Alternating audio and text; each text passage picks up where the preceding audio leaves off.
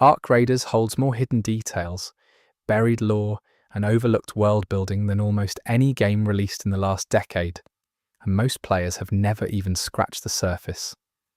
Before I move forward, I'm counting on you to support my channel by clicking that tiny subscribe button so that we can spread these amazing videos to folks like you around the world. Thank you. So here's the thing. I've been sitting on this project for a while. Ark Raiders is a game that rewards patience, and I wanted this video to reflect that. When I was putting this together, I made a deliberate call to lead with the world before the weapons, meaning the factions, the environments, and the scattered audio logs come first, and the combat mechanics and gear take a back seat. There's a version of this video that leads with gunfights and loot tables, and honestly, that version felt hollow. The lore is the reason this game matters, and that's the version you're watching now. What follows are 199 facts, split into chapters, each one a different lens on the world of Ark Raiders. Some of this is confirmed by the developers, some of it is strongly suggested by in-game evidence, and some of it is one possible reading of details that the game leaves deliberately open. Let's get into it. Chapter 1. The World Before the Ark.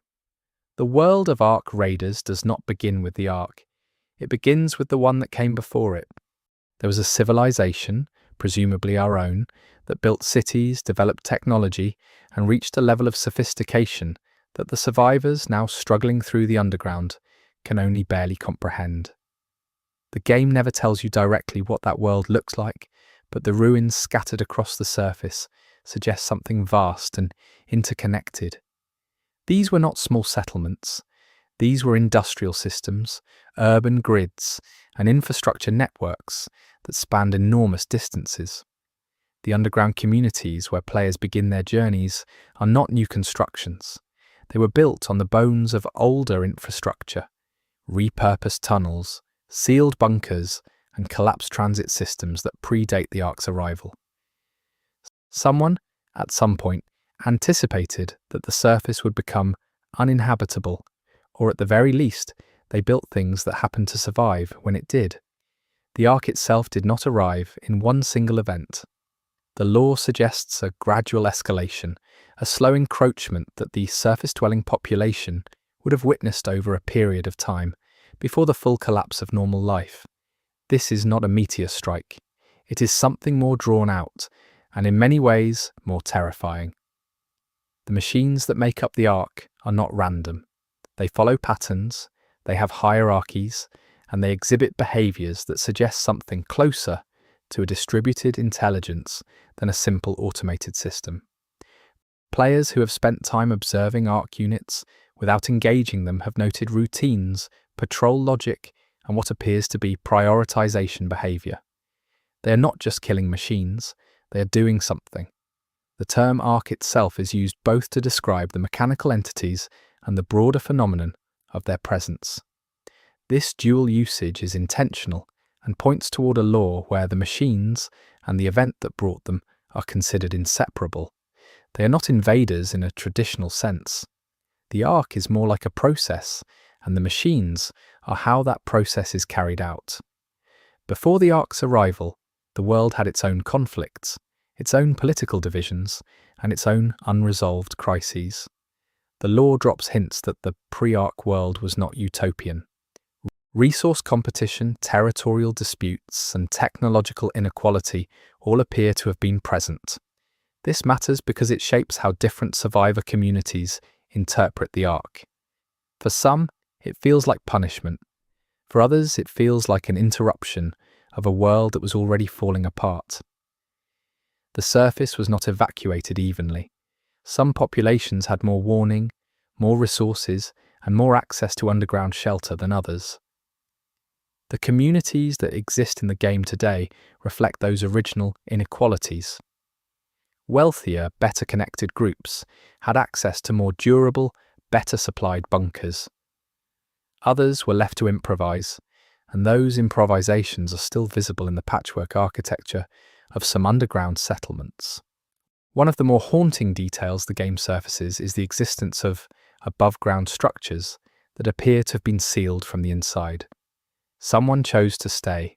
Whether they believed the Ark would pass, whether they had nowhere to go, or whether they made some other calculation entirely is left open. The game does not editorialize on their choice. The infrastructure of the old world did not disappear cleanly. Electrical grids, water systems, and communication networks continued to function in partial or degraded states long after the surface became inaccessible. Some underground communities tapped into these legacy systems and built their early survival around them. Others had to start from nothing.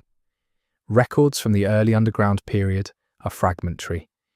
The game presents this fragmentation as a natural consequence of the chaos of descent, fires, data loss, and the simple human tendency to prioritize survival over documentation.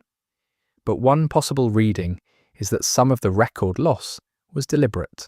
Certain things about the pre-Ark world may have been easier to survive if they were forgotten. The Ark machines show no interest in the underground, or at the very least, they do not pursue human life into subterranean spaces with the same intensity they apply on the surface. This has been a source of enormous speculation among survivor communities. Is it a limitation of their design? Is it a deliberate boundary? Or is it simply that the surface is where their purpose is being carried out, and humans are an incidental obstacle rather than a target? The geography of the surface world has been significantly altered by the Ark's presence. Structures have been broken down, repurposed, or incorporated into Ark machinery in ways that suggest the machines are actively reshaping the environment. Whether this is for functional purposes or something else is unclear, but the transformation is ongoing. The first generation of underground survivors had access to surface world expertise that subsequent generations lack. There were engineers, doctors, architects, and scientists among the early refugees. Their knowledge was critical for establishing sustainable underground life. But knowledge that is not written down or formally transmitted tends to degrade, and the underground communities of the game's present day are working with incomplete versions of what those early experts knew. Tools and equipment salvaged from the surface were among the most valuable commodities in the early underground period. Items that would have been mundane in the pre-Ark world, a working power drill, a functional radio transmitter, a sealed container of medicine, took on enormous significance. The culture of scavenging that defines the raider lifestyle in the game has deep roots in this early period of desperate salvage.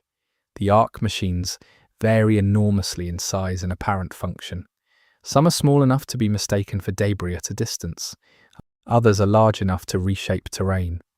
The lore suggests that this range of scale is intentional and reflects a broader system architecture where different unit types serve different roles in whatever process the Ark is carrying out. Some of the oldest underground communities have developed oral traditions that attempt to make sense of the Ark's arrival. These traditions vary significantly from community to community, which tells you something about how isolated these groups have been from one another. The same event has been interpreted through radically different cultural frameworks, depending on who is doing the interpreting. The surface raids that players undertake are not purely economic activities in the context of the game's world. They carry cultural weight. Raiders are not just scavengers. In many underground communities, they occupy a role closer to explorers or scouts, people who maintain a connection to the surface world and bring back not just materials but information.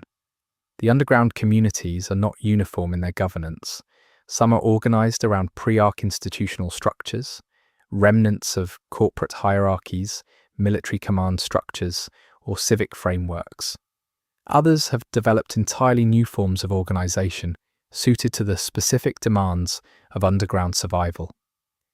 The tensions between these different organizational philosophies are a quiet but persistent theme in the game's lore. There is evidence in the game that some pre-Ark technology was specifically designed with post-Ark conditions in mind. This is a loaded detail. It suggests either extraordinary foresight, some form of advance warning, or a connection between pre-Ark human activity and the Ark's arrival that the game leaves deliberately unresolved. The surface environment in Ark Raiders is not static. The Ark machines continue to operate, continue to modify terrain, and continue to interact with the ruins of the old world in ways that produce an ever-changing landscape. Raiders who have made the same trip to the surface multiple times report that familiar locations can look and feel different on each visit. The world up there is not frozen in the moment of collapse. It is evolving. Among the things survivors miss most about the pre-Ark world, according to scattered audio logs and environmental storytelling, are not the grand technological achievements. They are the small things: consistent food that tastes good, sunlight on a predictable schedule, the ability to walk outside without calculating risk. The lore builds a picture of loss that is deeply human rather than abstractly civilizational. The Ark machines do not appear to consume resources in the way that biological organisms do. They do not eat. They do not appear to need water. Their energy source is unclear, but it is consistent and seemingly inexhaustible. This is one of the details that makes them feel genuinely alien in a way that goes beyond their appearance. Some researcher characters in the game's lore have proposed that the Ark machines are not extraterrestrial in origin, but are instead the product of human technological development that diverged from the mainstream timeline. This is presented as a fringe theory, but the evidence that supports it is not dismissible, and the game seems to want you to sit with it rather than reject it. The physical architecture of the underground communities reflects the psychological state of their founders. Communities built by people who expected to return to the surface quickly have a temporary, provisional quality to them. Communities built by people who understood they might be underground indefinitely have a very different character, more permanent, more intentional, and in some ways more livable. There are locations on the surface that the Ark machines consistently avoid. These locations do not appear to share any obvious physical characteristic. No one in the game's lore has produced a satisfying explanation for why certain spots are left alone. Raiders tend to use these areas as waypoints, but they're cautious about drawing too much attention to them, as if afraid that naming the pattern might break it. The language used by different underground communities to describe the Ark has diverged over time. Some use purely technical terminology, referring to unit types and threat classifications. Others use language that has taken on almost mythological weight. This linguistic divergence maps onto deeper cultural divisions that the game explores through its faction dynamics. The first generation of underground survivors included people who had direct professional knowledge of advanced technology. Their contributions to early underground infrastructure were enormous, but they also carried assumptions about how things should work that were not always suited to underground conditions, and some of the communities they founded bear the marks of those misapplied assumptions. Some surface locations show evidence of human habitation that postdates the Ark's arrival. People lived on the surface after the world changed. Some of them appear to have survived for extended periods. The circumstances of how those surface-dwelling survivors eventually disappeared from the record are not explained by the game, but the traces of their presence are one of the more quietly disturbing details in the environmental storytelling.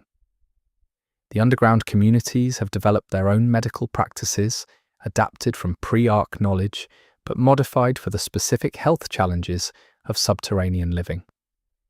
Vitamin deficiencies, respiratory issues from recycled air, and the psychological effects of limited space and light have all required practical innovations that would be recognizable to a pre-Ark doctor, but not entirely familiar. There are materials on the surface that cannot be produced underground. This fundamental dependency is the economic engine that drives the raiding economy.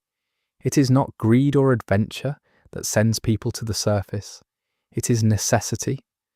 The underground communities cannot sustain themselves without surface resources, and this vulnerability is baked into every aspect of the game's world. The Ark does not communicate, or at least it does not communicate in any form that humans have successfully decoded. This is not for lack of trying. Several lore fragments describe attempts to establish some form of dialogue with Ark machines, and all of them failed. The machines are not hostile to communication attempts specifically. They simply do not respond to them. Some underground community leaders have proposed that the Ark's lack of communication is itself meaningful, that whatever intelligence or purpose drives the machines does not consider humans worth addressing. This interpretation is deeply unsettling to the communities that hear it, and it tends to generate significant pushback, not because it is obviously wrong, but because it is difficult to live with. The physical appearance of Ark machines does not follow any single consistent aesthetic. There are units that look almost organic. There are others that look purely mechanical. There are some that look like combinations of both in ways that should not be physically possible. This inconsistency is not a design flaw in the game. It appears to be intentional world building, suggesting that the Ark is a system that adapts and evolves its physical forms. The underground communities have varying relationships with the concept of returning to the surface permanently. Some maintain it as a central goal and organize their social structures around working toward it. Others have effectively abandoned the idea and are focused on building the best possible underground civilization for the long term. These different orientations produce very different cultures and very different attitudes toward raiders. Among the most contested debates in underground community politics is the question of what constitutes a legitimate claim to surface salvage. Who owns what a raider brings back? Who decides what gets traded and what gets kept? These governance questions are not resolved uniformly across communities, and the differences produce genuine conflict. The Ark machines appear to have a response hierarchy. Smaller, less threatening machines ignore certain types of human activity. Larger, more capable units respond to different threat thresholds. And there appear to be still larger units whose trigger conditions no human raider has yet survived to fully document. The ecosystem of Ark machine responses is one of the more mechanically interesting aspects of the game's world, and the lore surrounding it is rich. Water access was the single most critical factor in determining which underground shelters were viable for long-term habitation. Communities built near natural aquifers or legacy water infrastructure had an enormous survival advantage over those that were not.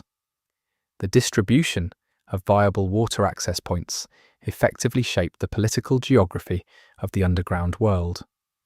The raiders themselves occupy a complicated social position in underground communities.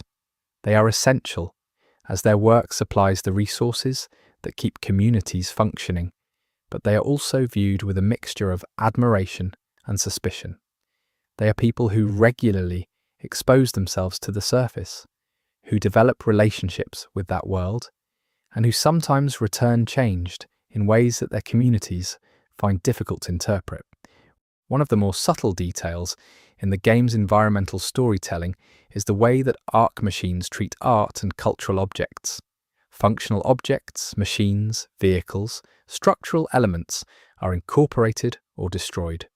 But murals, sculptures, and decorative objects have sometimes been left entirely untouched in the middle of otherwise heavily modified environments.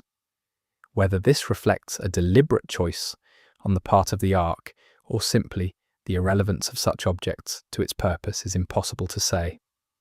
The concept of time has become complicated in underground communities.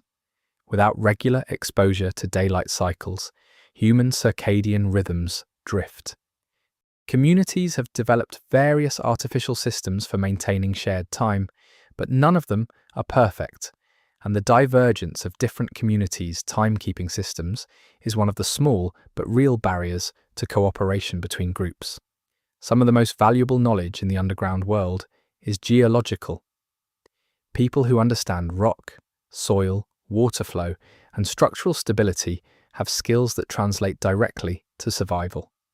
A geologist from the pre-Ark world would likely be among the most respected members of any underground community, and there is evidence in the lore that some communities have preserved and formalized geological knowledge with great care.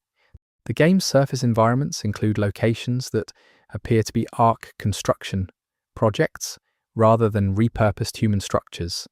The Ark is not just modifying what was there, it is building new things.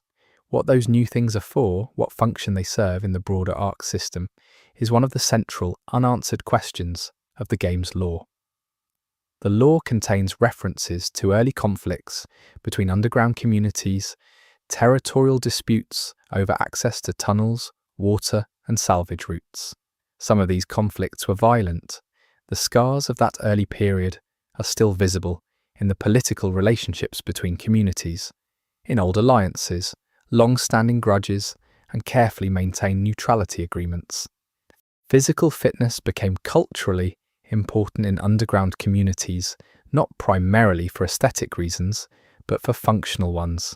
Space is limited, which limits physical activity, and the health consequences of inactivity in an already compromised environment are significant.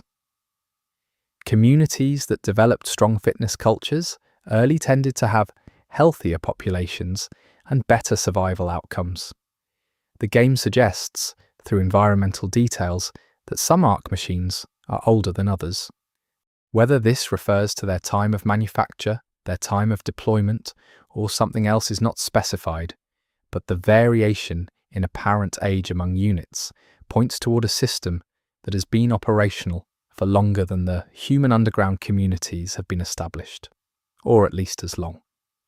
The relationship between the underground communities and the concept of hope is one of the more psychologically interesting threads in the game's lore.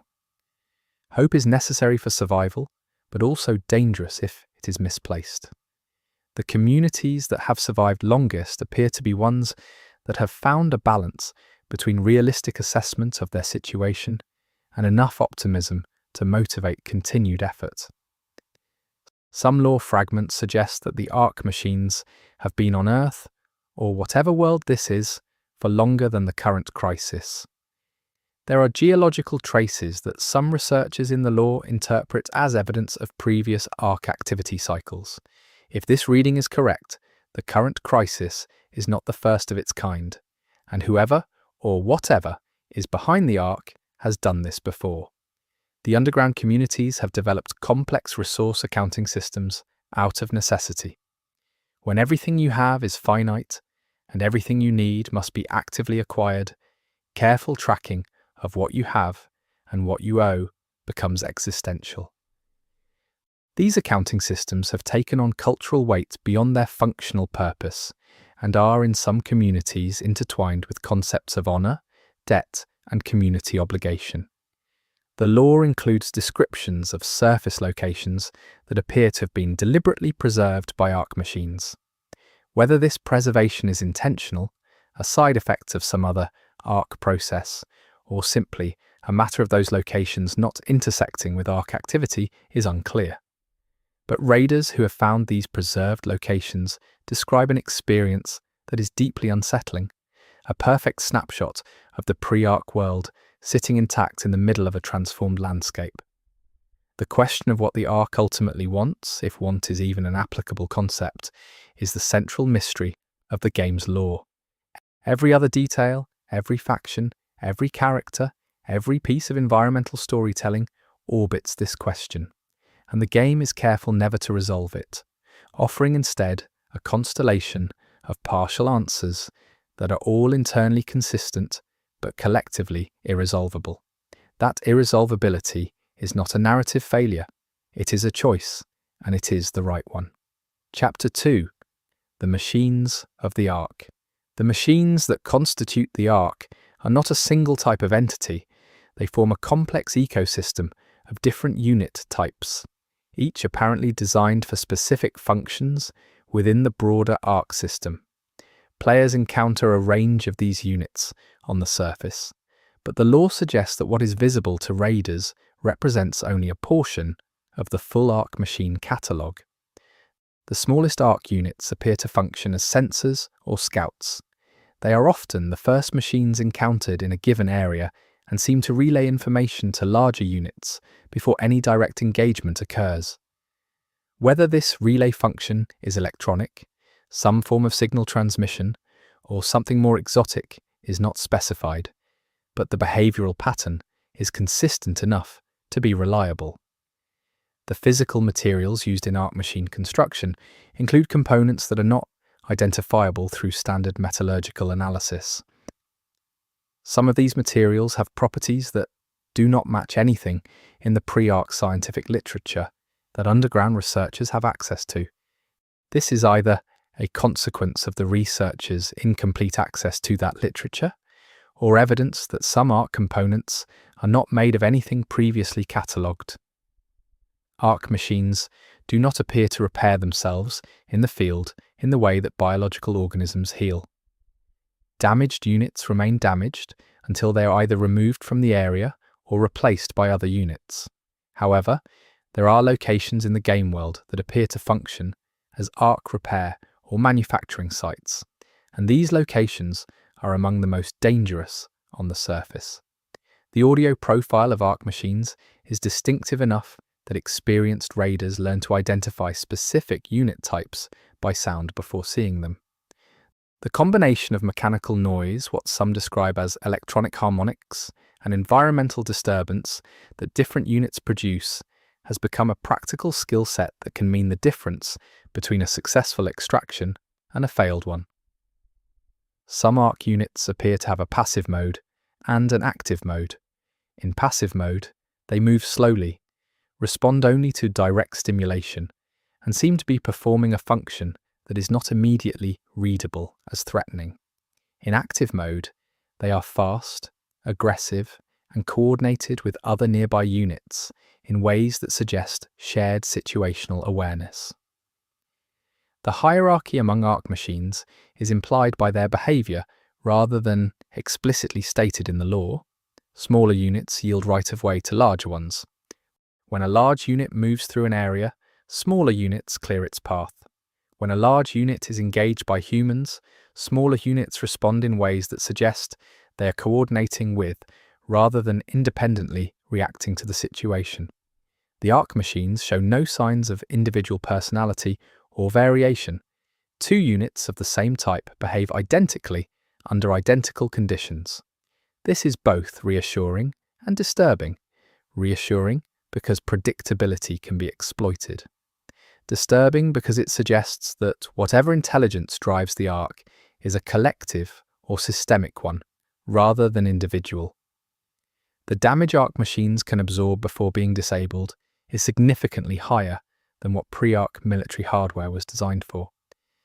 This is one of the details that most clearly suggests these machines are not human-built, or if they are, they were built with access to materials and engineering knowledge that was not publicly available in the pre-Arc world.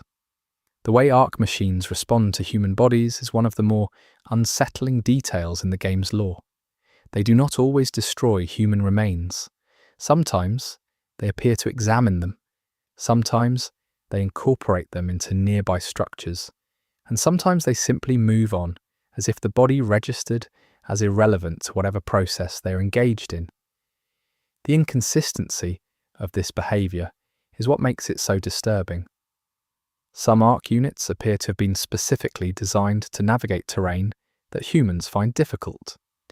They move efficiently through rubble, across unstable structures, and through environments that should, by ordinary physics, be impassable. The engineering that enables this movement is not understood by anyone in the underground communities, but its practical implications for raiders are significant.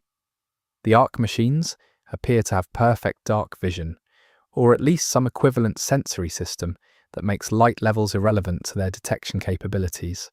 Raiders who have tried to use darkness as cover report mixed results that suggest the machines may use multiple sensory systems, only one of which is analogous to human vision. There are ARC units that appear to be exclusively defensive in function. They position themselves near what appear to be important ARC structures and do not engage unless those structures are threatened. Studying the distribution of these defensive units has allowed some raiders and researchers to develop rough maps of what the ARC considers worth protecting. The speed of ARC machine response to detected humans varies by unit type and by location. In some areas, detection triggers an immediate aggressive response. In others, there appears to be a delay, as if the detection report is being processed by something external to the individual unit before a response directive is issued. This latency, when it exists, is one of the tactical advantages that experienced raiders learn to exploit. The environmental damage caused by large ARC units is significant and cumulative. Areas that have been heavily traversed by large ARC machines show geological scale modification. Ground is compressed, structures are flattened or incorporated, and the landscape takes on a character that has no pre-ARC equivalent. These heavily modified zones are among the most dangerous and the most information-rich environments in the game. The ARC machines do not appear to communicate with each other through any electromagnetic signal that underground researchers have been able to detect. They coordinate with apparent precision, but the medium of that coordination is unknown. Some researchers in the lore have proposed physical mechanisms, vibration, pressure, or chemical signals that travel through the ground rather than the air. The visual design of ARC machines includes elements that appear purely decorative, protrusions, patterns, and structural features that serve no obvious functional purpose are present on many units. This is one of the details that most strongly suggests the machines were designed, not evolved, and that whoever designed them had aesthetic considerations as well as functional ones. ARC machines that have been disabled by raiders but not destroyed sometimes reactivate after a period of apparent inactivity. The conditions that trigger this reactivation are not fully understood, but they appear to include proximity of functional ARC units rather than any internal repair process. In other words, the reactivation may be externally triggered rather than self-generated. The heat signatures of ARC machines are anomalous. Some units appear significantly warmer than their environment in ways that suggest high internal energy generation. Others appear almost at ambient temperature, despite being fully operational. The variation in thermal profile across unit types is one of the details that makes developing reliable detection equipment difficult for underground researchers. Some ARC units have been observed interacting with ARC structures in ways that look almost like maintenance activity. They move along structural surfaces, pause at specific points, and then move on.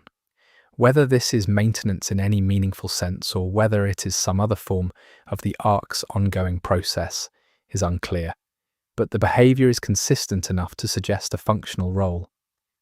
The ARC machines do not appear to sleep, rest, or experience any equivalent of downtime. Units observed over extended periods maintain consistent activity levels regardless of time of day or environmental conditions. This continuous operation is part of what makes them so resource-intensive to deal with. There is no window during which the surface becomes safe. The largest ARC units are rarely encountered in the game, but the lore surrounding them is some of the richest. These massive machines appear to function as mobile command infrastructure for nearby smaller units. Their movement patterns are deliberate and slow, and their paths appear to correlate with significant changes in the behaviour of smaller ARC units in their vicinity. Raiders have developed informal naming systems for different ARC unit types based on their appearance and behaviour. These names are not officially sanctioned by any research organisation, but they have become functionally standard in raider communities because they are practical. The naming conventions tell you something about raider culture, which is pragmatic, direct, and comfortable with dark humour. The ARC machines appear to operate as part of a network rather than as independent entities. When a unit is destroyed, there is often a detectable change in the behavior of nearby units, suggesting that the loss is registered and responded to. Whether this constitutes something like grief, strategic adjustment, or simple operational redistribution is an open question. Some ARC units appear to be exclusively involved in what researchers describe as collection activity. They gather specific materials, move them to specific locations, and return for more. What they are collecting and what the collected materials are used for is one of the game's central mysteries. The collection appears selective and purposeful, but the purpose is not readable from outside. The weapon systems integrated into ARC machines are not purely ballistic. Several unit types use energy-based attack mechanisms whose physical basis is not understood by underground researchers. The practical effect of these weapons on human targets and on the environment has been observed in detail, but the underlying technology remains opaque. ARC machines show no territorial behavior in the classic biological sense. They do not defend a patch of ground for its own sake. They defend specific structures, specific processes, and specific resources. The geometry of their defensive behavior reflects the geometry of whatever the ARC is trying to accomplish, rather than simple spatial control. The question of whether ARC machines are conscious is one that the game's lore treats with careful ambiguity. The machines clearly process information and make context-dependent decisions, but whether there is subjective experience involved in any of that processing, whether there is something it is like to be an ARC machine, is left entirely open. The game is smart enough to know that this question cannot be answered from the outside. Some units appear to respond differently to different raider tactics, suggesting some form of adaptive learning, or at least operational adjustment. Raiders who use the same approach repeatedly in the same area report that the approach becomes less effective over time. Whether this is individual unit adaptation or systemic response routed through whatever network connects ARC machines is unclear. The structural materials used by ARC machines in their construction activities have properties that make them valuable as salvage. They are stronger, lighter, and more durable than most pre-ARC manufactured materials. But they are also difficult to work with using standard tools and resist modification in ways that limit their usefulness in underground construction. The trade-off between their value and their difficulty is a recurring theme in scavenger economics. ARC machines have been observed pausing when they encounter certain types of pre-ARC technology.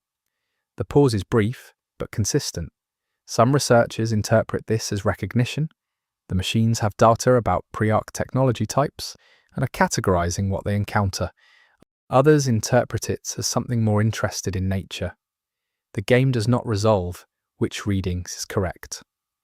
The flight-capable ARC units are among the most feared on the surface because they remove the terrain advantage that raiders rely on. Underground environments are defined by structures, cover, and exploitable geometry. Flight-capable units operate above that geometry and can track raiders in ways that ground-based units cannot. The lore surrounding flight unit encounters is some of the most intense material in the game. The ARC machines do not appear to be individually manufactured in any traditional sense.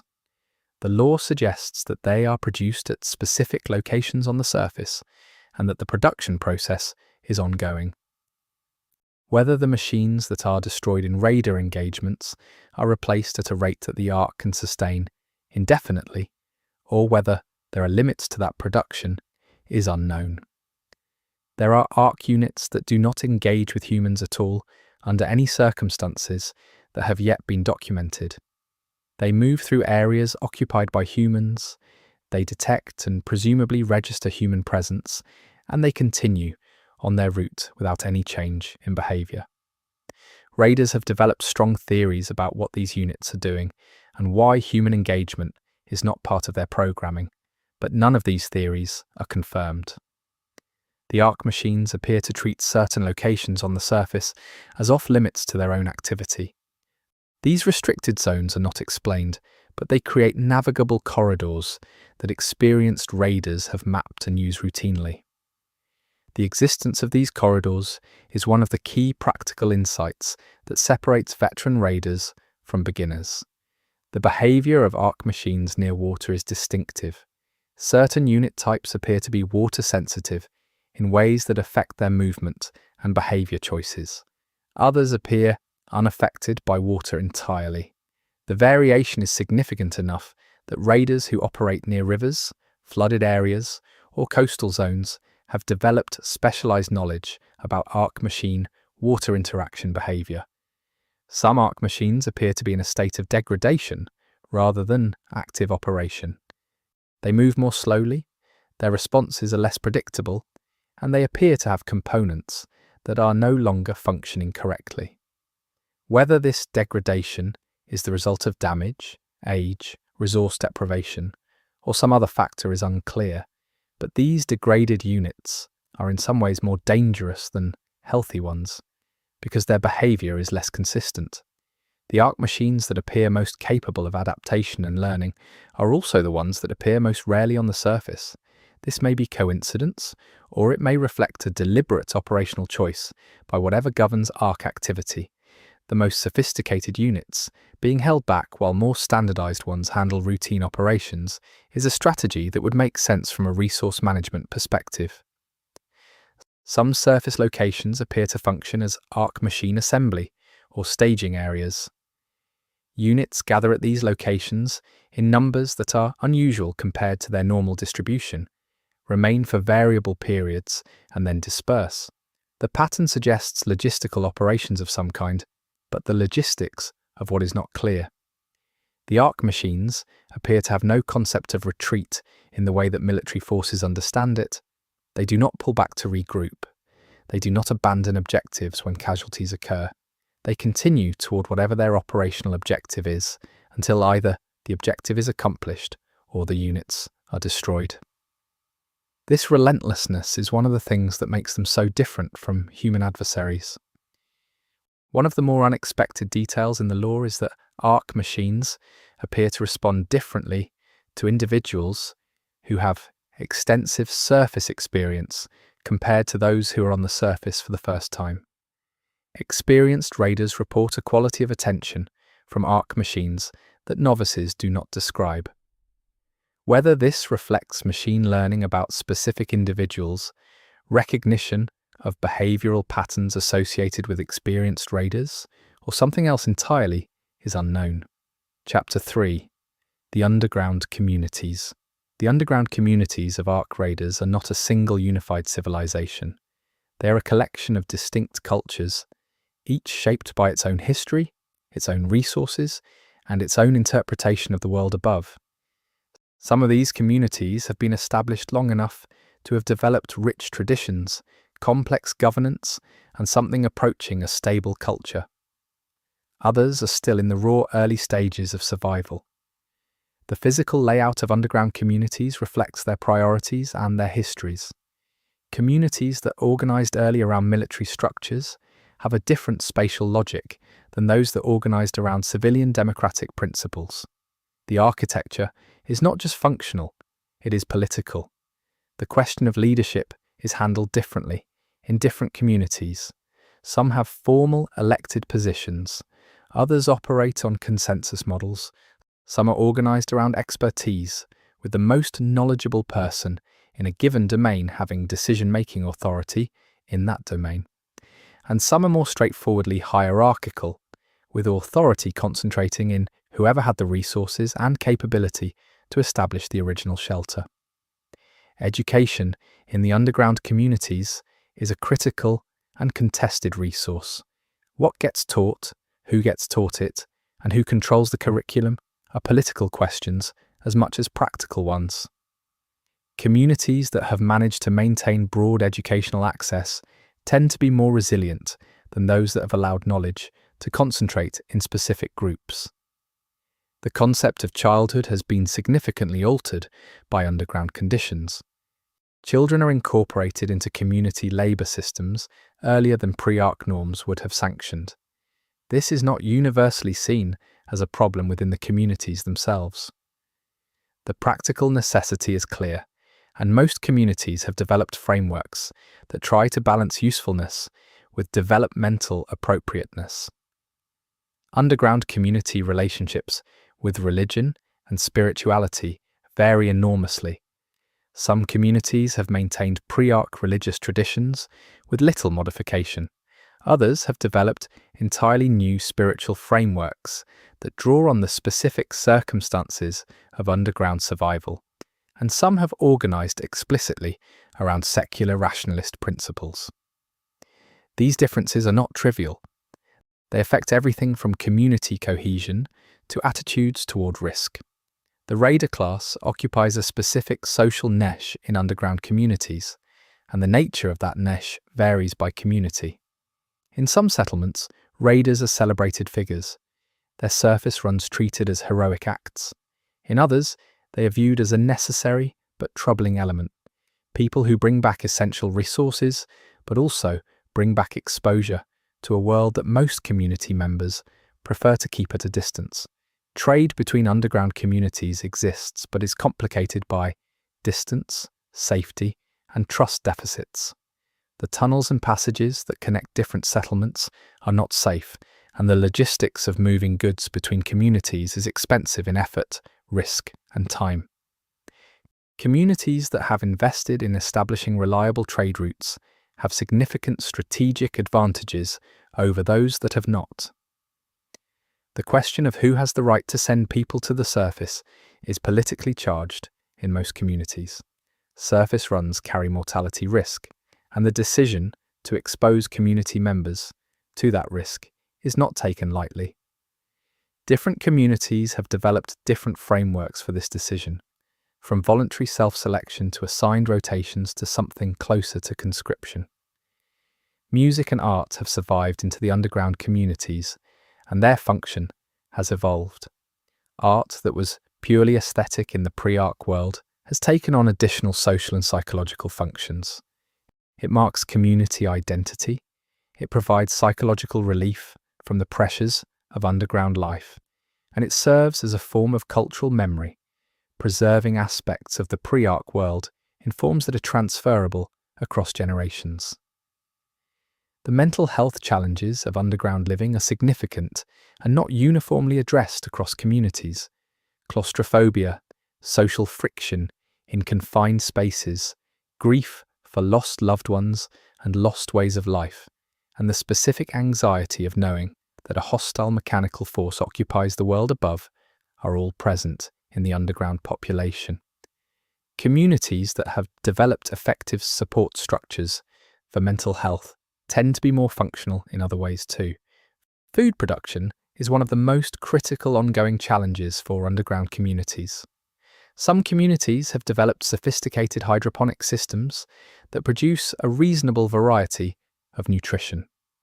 Others are heavily dependent on surface salvage for food variety and are nutritionally vulnerable if raiding activity is disrupted.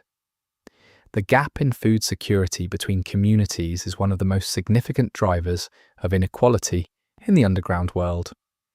The concept of privacy is a luxury that underground communities have had to renegotiate. In dense, confined living situations, the pre-arch expectation of individual private space is not always achievable.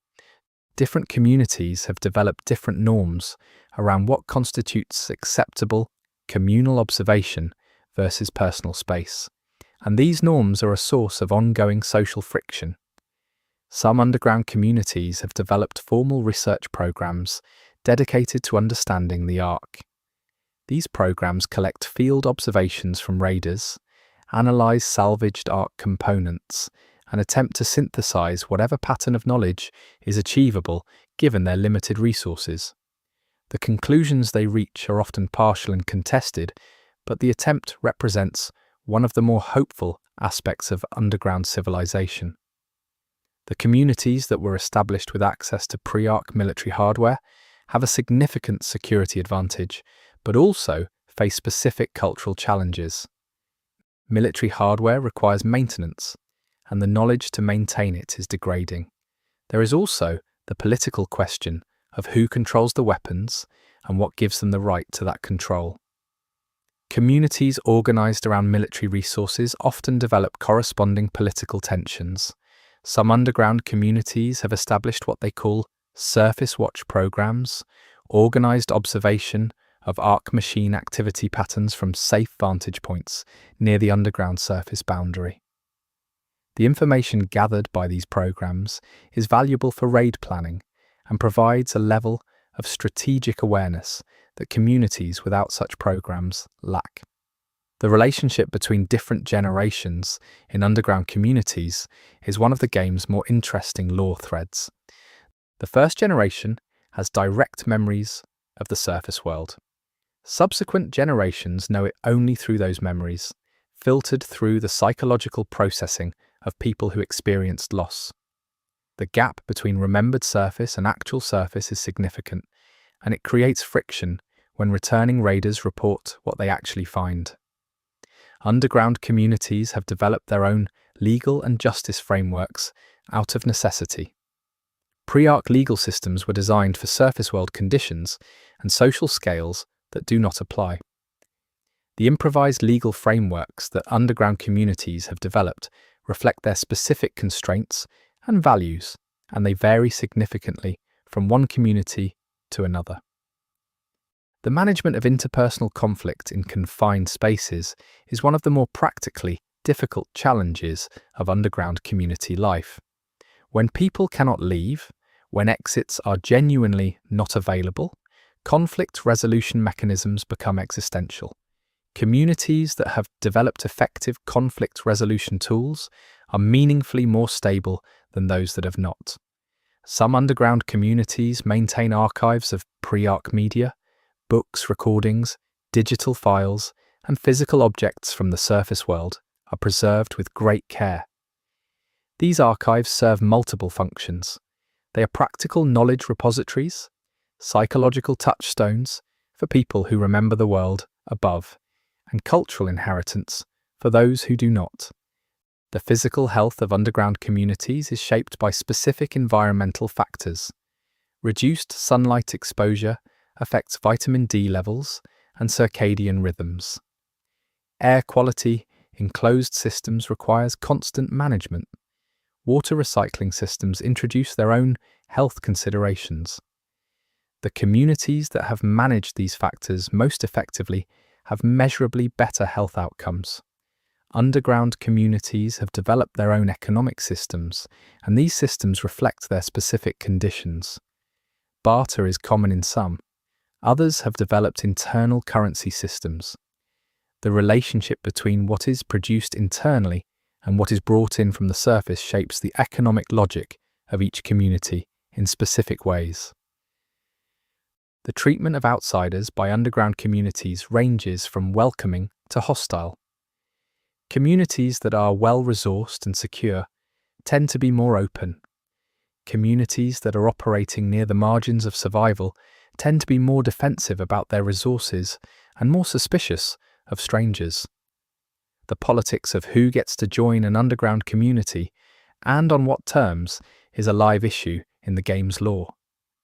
Some underground communities have formal relations with raiders from outside the community, treating surface specialists as a kind of contractor class that provides services in exchange for resources. Others rely exclusively on community members for surface runs, viewing outside involvement as a security risk. The variation in these policies reflects deeper differences in how communities understand risk and cooperation. The most successful underground communities appear to share certain characteristics. They have distributed knowledge rather than concentrating expertise in a small number of individuals. They have governance systems that are legitimate in the eyes of community members. They have managed to maintain something like hope without tipping into denial about the genuine difficulty of their situation. And they have raiders who are both capable and supported when they return. Underground communities face a long-term demographic challenge. Population cannot grow sustainably in confined spaces without either expanding those spaces or limiting growth. Different communities have addressed this challenge in different ways, from deliberate expansion projects to social norms that constrain family size. The demographic politics of underground life are present in the law but handled with appropriate subtlety. The cultural importance of surface runs has led some communities to develop elaborate ritual frameworks around departures and returns. Raiders are sent off with specific ceremonies, and their returns are marked in specific ways. These rituals serve important psychological functions for both the raiders and the communities, maintaining a sense of shared meaning around an activity that is objectively dangerous.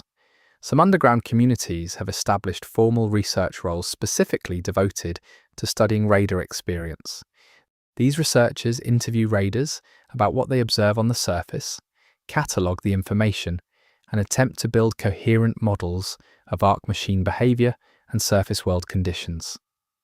The resulting knowledge is imperfect but cumulatively significant.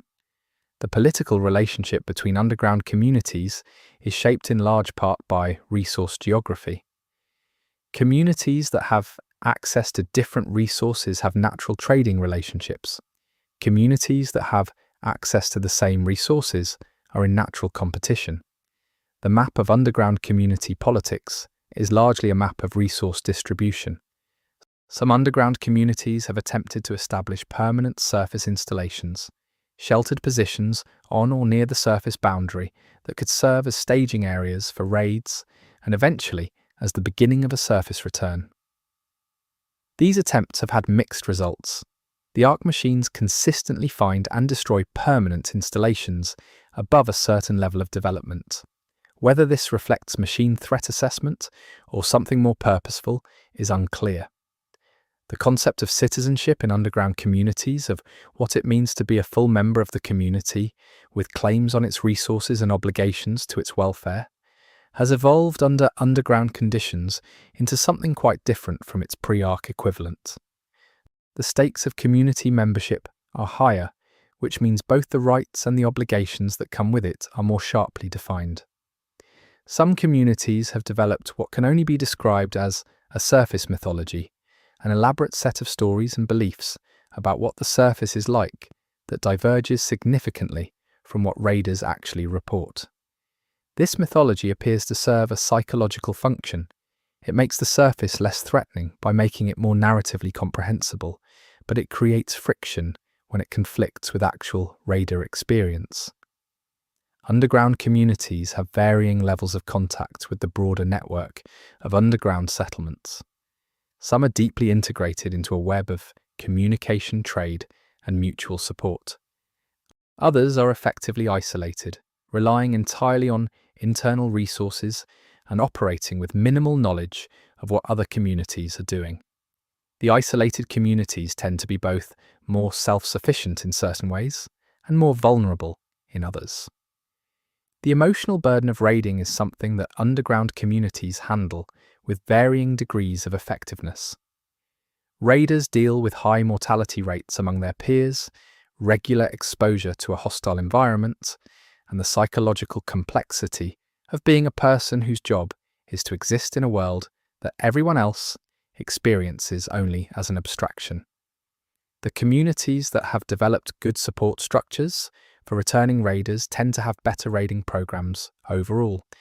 Some communities have developed what amount to intelligence services, formal programs for gathering and analysing information about ARC machine behaviour, surface conditions, and the activities of other underground communities.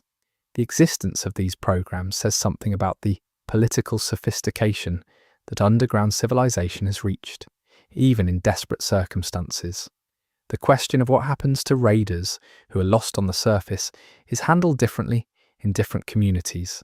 Some maintain formal protocols for recovery attempts, others make the determination case by case, and some have established the pragmatic but difficult policy that recovery of living raiders takes priority over recovery of remains, because the resource cost of surface time cannot be justified by tribute to the dead.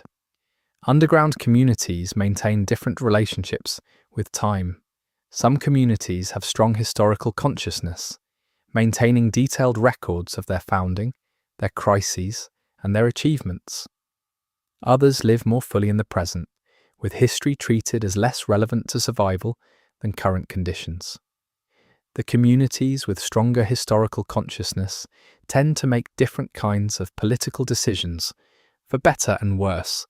Some underground communities have established formal relationships with raiders from other communities, creating cross-community networks of surface specialists who share information, coordinate routes, and occasionally undertake collaborative surface operations. These networks are informal but consequential, representing one of the more significant developments in underground social organization. The social status of different skill sets has been significantly reshuffled by underground conditions. Skills that were prestigious in the pre-Ark world, financial expertise, legal knowledge, certain kinds of management, have lost status in proportion to their reduced usefulness. Skills that were less prestigious but more practically applicable, mechanical repair, agricultural knowledge, medical practice, have gained status accordingly. Underground communities have developed their own aesthetic sensibilities, shaped by the materials available, the spaces they inhabit, and the cultural inheritance they carry from the pre-Ark world. These aesthetics are not uniform, they vary by community and by generation. But they share certain characteristics. They tend to favour durability over delicacy, function alongside beauty, and materials that are available, rather than ideal. Some underground communities have formal programs for psychological support that go beyond what the pre-Ark world might have recognised as mental health care. They incorporate community ritual, shared physical activity, and structured social connection, in addition to more conventional therapeutic approaches. The communities that have invested in these programs report measurably better community, cohesion, and individual resilience. The underground community's relationship with hope is complicated and politically active. There are factions within most communities that represent different positions on the hope spectrum, from those who believe surface return is imminent and achievable, to those who believe underground civilization is permanent and should be built accordingly. These different orientations have real political consequences. Chapter 4. The Raiders themselves. The people who choose or are chosen to run raids on the surface are not a uniform type. They come from different communities, different backgrounds, and different motivations. What they share is a willingness to spend time in a place that most of the underground world treats as fundamentally off-limits, and an ability to function under conditions of sustained threat that most people find incompatible with effective action. The training of raiders varies significantly by community. Some communities have formal programs that include physical conditioning, Ark machine behavior education, equipment maintenance, and extraction protocol. Others have more ad hoc approaches, pairing new raiders with experienced ones and relying on practical experience rather than formal instruction. The mortality rate in the first year of raiding is significantly affected by which approach a community uses. Experienced raiders develop perceptual skills that non-raiders find difficult to understand. The ability to read an environment for Ark machine presence before any direct contact, to identify which sounds and movement patterns indicate active threat, and to navigate toward extraction under pressure are skills that are partly trainable, but also seem to require a particular kind of attentional disposition. The equipment a raider carries reflects not just the resources of their community, but their own philosophy about surface work. Heavily equipped raiders move more slowly and can carry more. Lightly equipped ones can move faster, but carry less, and have fewer contingency resources. The choice between these approaches reflects deeper philosophical commitments about how to navigate risk. Raiders develop relationships with the specific surface environments they operate in. Familiarity with an area reduces the cognitive load of navigation and threat assessment, which frees up mental resources for situational awareness. The best raiders are not generalists who can work anywhere equally well. They are specialists who know specific areas very, very well. The mortality rate among raiders is high enough that most communities have developed formal processes for dealing with raider death. These processes include practical elements, like how equipment is reassigned, as well as ritual elements that acknowledge the loss and reinforce the community's relationship with raiding as an activity. The existence of these processes tells you how central and how costly raiding is to underground life. Some raiders operate primarily as solo practitioners. Others work in small teams. The choice between solo and team operation reflects both personal preference and community resources. Teams are more capable in complex situations, but require more coordination and expose more people to surface risk. Solo raiders are more flexible and economical, but are more vulnerable to ARC encounters that exceed individual capacity. The psychological impact of extended raiding careers is significant. Exposure to high-threat environments over time produces a form of attentional recalibration that can be adaptive on the surface, but difficult to manage underground. Raiders returning from long surface stints often describe a period of adjustment during which the underground environment feels paradoxically threatening, despite being objectively safer. Raiders have developed an extensive practical vocabulary for describing ARC machine behavior, surface conditions, and extraction situations. This vocabulary is partially shared across communities through raider networks, but is also partially community-specific. When raiders from different communities work together, language negotiation is one of the first practical challenges they encounter. The relationship between raiders and the communities they serve is emotionally complex. Raiders are essential to community survival, and they know it, but this knowledge does not always translate into straightforward pride. The awareness that others depend on your willingness to face risk that they cannot or will not face produces a range of psychological responses, from purposefulness to resentment to a kind of grim satisfaction. Some raiders develop a relationship with the surface that goes beyond practical engagement. They report finding something on the surface that is not present underground, a kind of openness, even in a dangerous environment, that underground life cannot provide. This attachment to the surface is not universal, but it is common enough to be a recognized phenomenon in raider communities. The equipment maintenance culture among raiders is intense. Equipment failure on the surface can be fatal, and the consequence testing that normal use provides is immediate and unambiguous. Raiders tend to develop deep familiarity with their gear and a maintenance discipline that goes well beyond what the equipment technically requires. Some raids are primarily reconnaissance missions rather than salvage operations. These intelligence-gathering runs are not always understood by community members who measure raider value in concrete materials brought back. The raiders and researchers who understand the value of systematic surface intelligence sometimes struggle to communicate that value to communities focused on immediate material needs. Raider social networks across community lines are one of the more interesting features of the underground social landscape. Raiders from different communities interact at surface waypoints, exchange information, and develop relationships that cut across community affiliations.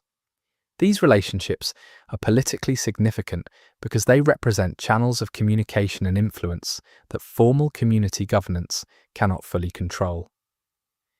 The experience of witnessing a fellow raider's death on the surface is one of the most common traumatic experiences in the underground world. How individual raiders process and integrate this experience varies significantly, and the resources available to support that processing depend heavily on which community they belong to. Some raiders develop what their communities recognize as specialized expertise in specific aspects of surface operation. One raider may be exceptional at reading ARC machine behavioral patterns.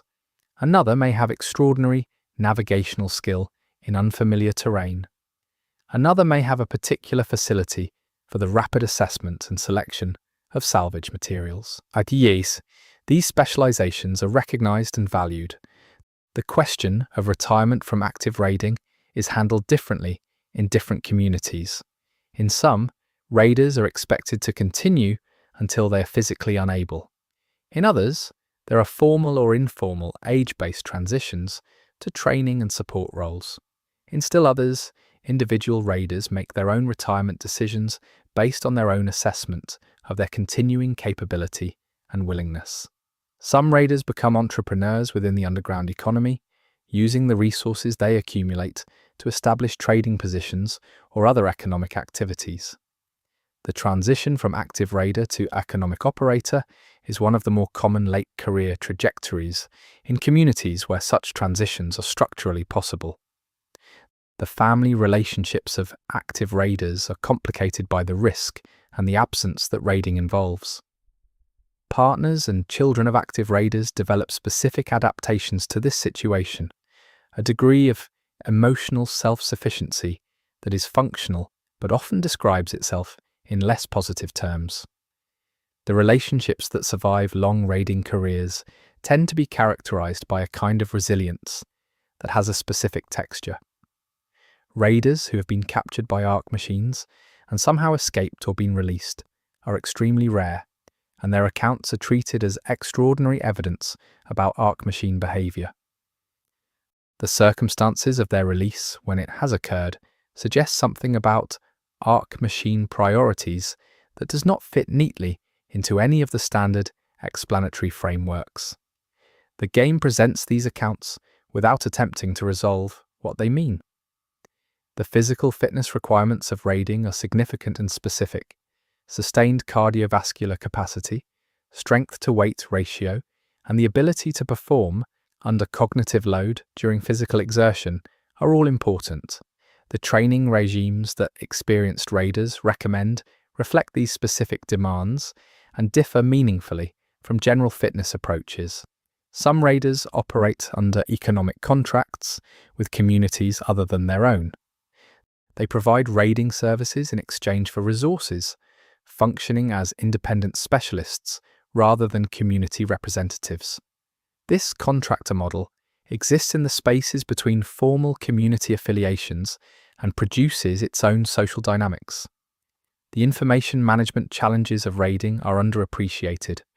Raiders observe enormous amounts of detail during surface runs, and the cognitive process of identifying what is worth remembering and communicating back is itself a skill.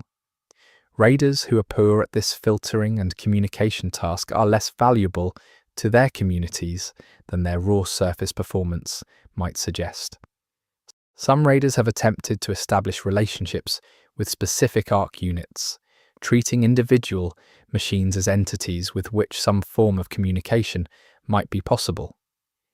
These attempts have not succeeded in any documented case, but the impulse behind them is significant. It reflects a human need to find something relatable in the thing that has taken the world away.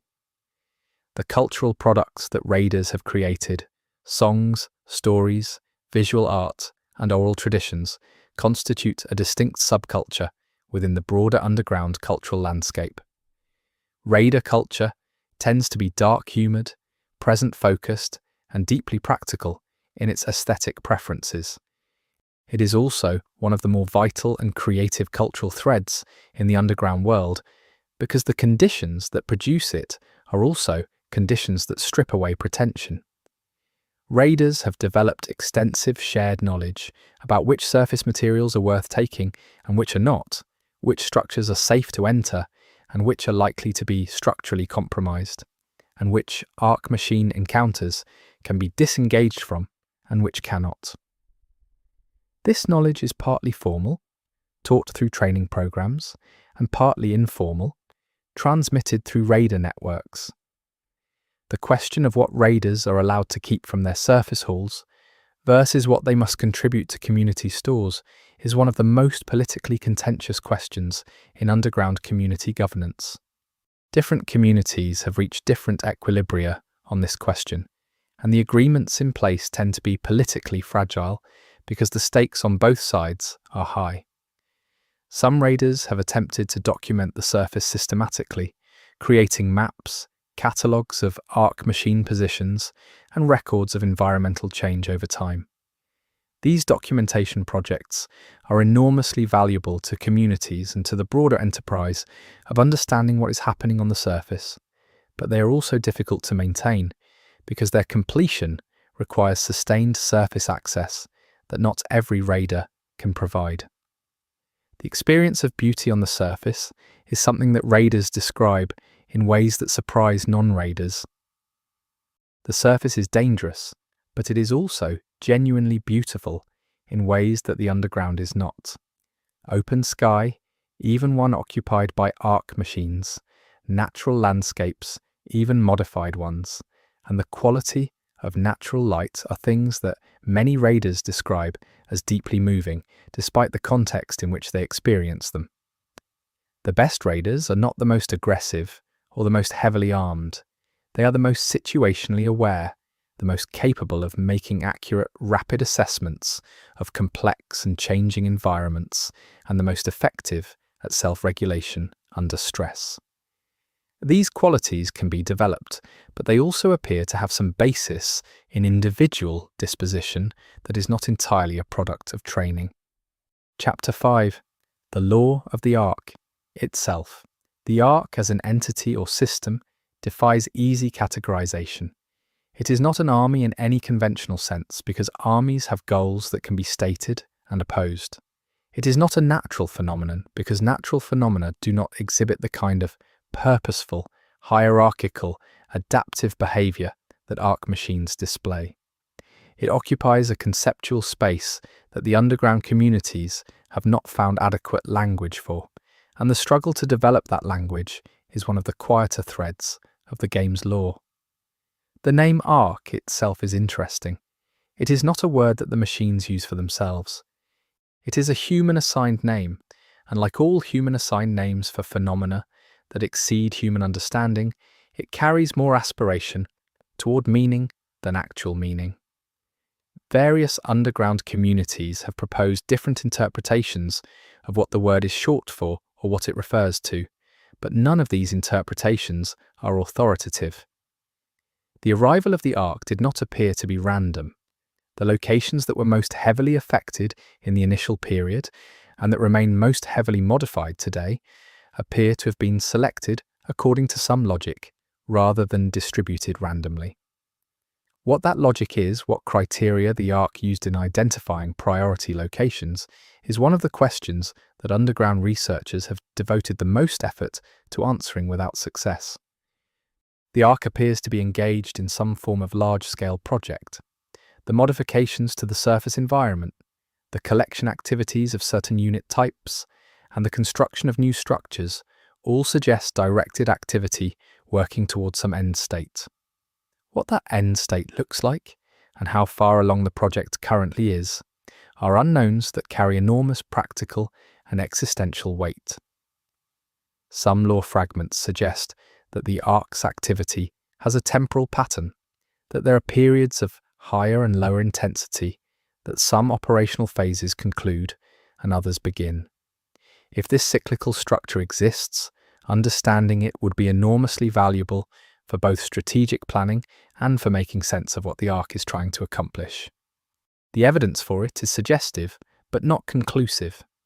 The relationship between the Ark and the materials it collects and uses is one of the more tractable research areas, because the evidence is physically present on the surface. The types of materials the Ark prioritizes in its collection activities, the structures it builds with them, and the way it modifies existing materials all provide data points that can be analyzed even without understanding the purpose behind them. The Ark's apparent indifference to human underground civilization is interpretable in multiple ways. The most comforting interpretation is that humans underground are simply not a priority for a system focused on surface-level processes. A less comforting interpretation is that the underground communities are known to the Ark and are being left in place for reasons that serve Ark purposes. The game presents both interpretations as viable. Some researchers in the game's lore have proposed that the arc represents the operational phase of a much longer preparation process, that the conditions for arc activity were established over a long period before the arrival event, and that what happened was not an invasion, but the activation of something that had been building for a long time. The evidence cited for this interpretation is geological and architectural, and it is not easily dismissed. The physical scale of the arc's transformation of the surface world is difficult to fully appreciate from an underground perspective. Raiders who have travelled significant distances from their home communities report consistent arc presence and consistent modification across the full range of their travel, suggesting that the area affected by arc activity is very large. How large is not established by any confirmed law. The arc machines appear to have no concept of waste. Materials that are modified in one part of the surface process appear to be incorporated into another. The efficiency of arc material use is one of the details that most clearly distinguishes it from human industrial processes, which are characteristically wasteful by comparison. Some of the structures that arc machines have built on the surface have interior spaces that are accessible to humans, but appear to have been designed for arc machine use. These interior spaces provide some of the most direct evidence of arc design philosophy. They are functional without being comfortable, efficient without being anything recognizable as beautiful, and structured according to a spatial logic that reflects the physical parameters of arc machines rather than human ones. The arc does not appear to be reacting to human activity in any significant way. The pattern of arc operations does not appear to change in response to raider activity, underground community development, or research efforts. This is either because human activity is genuinely too small to register within the scale of what the arc is doing, or because the arc's operational plan is robust enough that small-scale interference doesn't require response. There are lore fragments that describe what appear to be arc communication events, instances where a large number of arc machines ceased activity simultaneously for a brief period before resuming. The pattern of these events, their timing and apparent geographic distribution, has been studied by multiple research groups in the lore with inconclusive results. The question of whether the arc has a physical center, a location or structure that is more important than others and from which operations are directed is one that underground researchers have debated extensively. The evidence from radar observations is ambiguous. There are certainly locations that appear more important than others based on machine density and defensive posture, but nothing that unambiguously functions as a headquarters. The material composition of arc machines includes elements that appear to be self-modifying under certain conditions. Components that raiders have salvaged from disabled machines have been observed changing at the microscopic level in the days following recovery. This process appears to conclude in a terminal state where the component is no longer identifiable as arc material, having transformed into something that resembles no known substance. This detail is among the more unsettling in the game's lore. Some lore suggests that the arc has been aware of human underground civilization for longer than humans have been aware of the full extent of arc capabilities. If this is true, the current equilibrium, humans underground, arc on the surface, may be a situation that the arc has allowed to continue rather than one that the arc has not noticed. The arc shows no interest in the pre-arc human cultural legacy beyond its material constituents. Art, literature, recordings, and other cultural artifacts that have no material value to arc processes are ignored. This selectivity is one of the clearest indicators that the arc's purposes are not human intelligible in any straightforward way. It values what it values, and what it values has nothing to do with what humans have historically considered valuable. The environmental consequences of arc activity extend beyond the immediately visible surface modifications. Subsurface geology has been affected in areas of heavy arc activity, water tables have shifted, mineral distributions have changed. These secondary effects are not immediately attributable to specific arc activities, but they are consistent with what you would expect from a system engaged in large-scale surface modification. The arc does not appear to compete with itself. There are no observable conflicts between different arc machine types, no territorial disputes, no resource conflicts.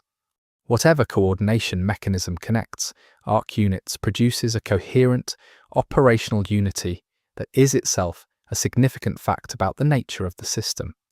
Coordination at that scale and that consistency requires either a very powerful central intelligence or a very elegant distributed system.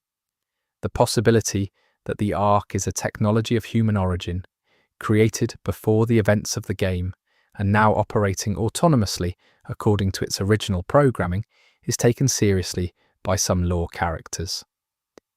If it is human-made, the question of what it was designed to do, what problem it was the solution to, becomes central. The game never resolves this, but it presents enough ambiguous evidence that the question feels genuinely open rather than definitively answered. The arc's relationship with organic life appears to be one of functional indifference rather than hostility.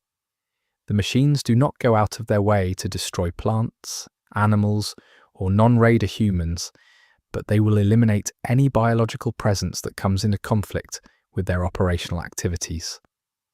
Whether this constitutes a form of respect for life or simply a reflection of arc operational priorities is a distinction that matters enormously to some underground community philosophies and not at all to others.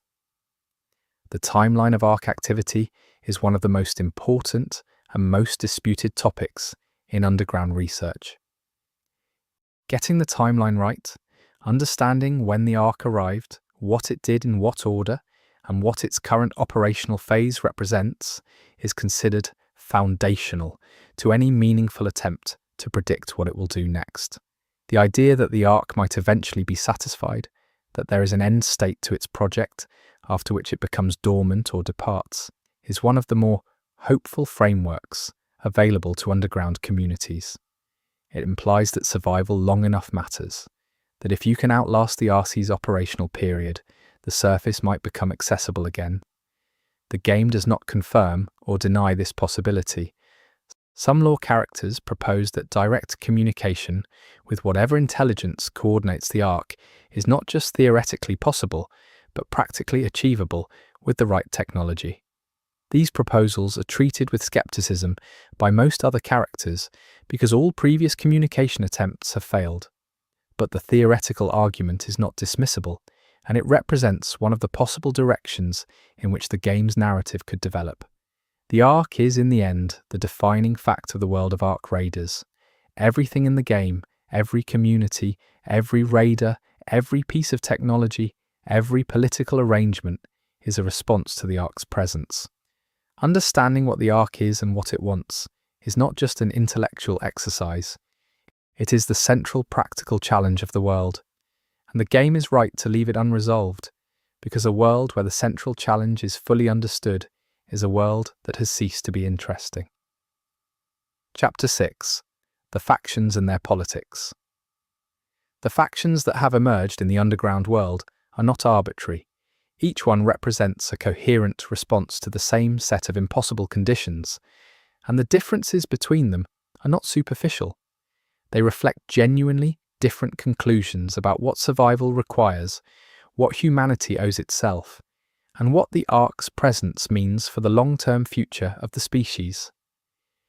The faction most oriented towards surface return tends to attract people who experienced the pre-arc world as adults and who carry a lived sense of what was lost. Their politics are organized around that loss in ways that younger community members sometimes find difficult to relate to. The surface they are trying to return to exists as much in memory as in reality, and the gap between the two is one of the faction's persistent internal tensions. Factions organized around research and understanding of the Ark occupy a specific and sometimes uncomfortable position in underground politics. They are valued for the practical knowledge they produce, but they are also suspected of a kind of detachment, of caring more about understanding the Ark than about the immediate welfare of the communities that fund their work.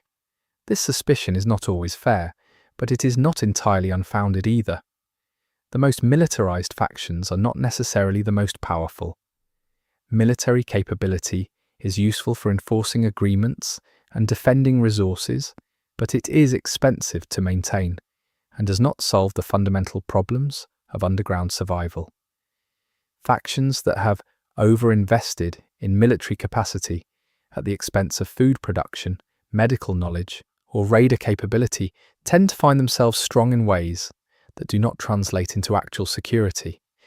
Some factions have built their identity around a specific interpretation of the Ark's origin or purpose. These ideologically coherent factions tend to be both more internally unified and more externally rigid than factions organized around practical goals. Their members share a worldview that makes cooperation feel natural, but that same worldview makes compromise with factions. Holding different interpretations feel like a form of betrayal. The question of what to do with Ark technology that has been salvaged and partially understood is one of the more divisive issues in faction politics. Some factions believe that understanding and reverse engineering Ark technology is the path to survival and eventually to reclaiming the surface. Others believe that attempting to use Ark technology invites consequences that are not worth the potential benefit. Both positions have evidence behind them, and neither has been definitively vindicated. Factions that control key infrastructure, water access points, tunnel junctions, or communication relays have a form of power that does not depend on military strength or ideological appeal. Their leverage is structural, and it persists regardless of what other factions do or believe. These infrastructure-controlling factions tend to be politically pragmatic in ways that more ideologically defined factions are not, because their power does not depend on being right about anything except the value of what they control. The internal politics of individual factions are often as complex as the politics between them.